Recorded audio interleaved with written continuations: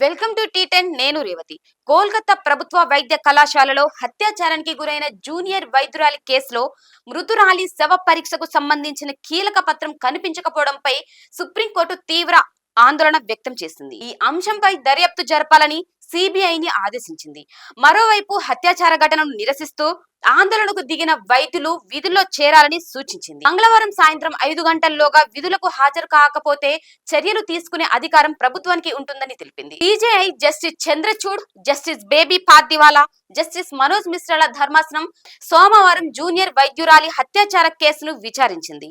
ఆమె మృతదేహాన్ని post mortem కోసం అప్పగించిన సమయంలో ఇవ్వాల్సిన పత్రం ఎక్కడ ఉందని సిజేఐ ధర్మాసనం సిబిఐని బెంగాల్ ప్రభుత్వాన్ని ప్రశ్నించింది. అయితే ఆ పత్రం తమ రికార్డుల్లో లేదని సిబిఐ తరపున వాదనలు వినిపించిన సొలిసిటర్ జనరల్ తుషార్ మెహతా తెలిపారు. బెంగాల్ ప్రభుత్వం తరఫు న్యాయవాది కపిల్ సిబల్ స్పందిస్తూ ఆ పత్రం గురించి తనకు తెలియదని, తర్వాత దానికి సమాధానం ఇస్తానని చెప్పారు. హత్య జరిగిన తర్వాత ఎఫ్ఐఆర్ నమోదు చేయడానికి కోల్కతా పోలీసులకు 14 గంటలు ఎందుకు పట్టిందని ధర్మాసనం మరోసారి ప్రశ్నించింది. అలాగే ఈ కేసు దర్యాప్తుపై ఈ నెల 17న తాజా నివేదిక సమర్పించాలని సిబిఐని ఆదేశించింది.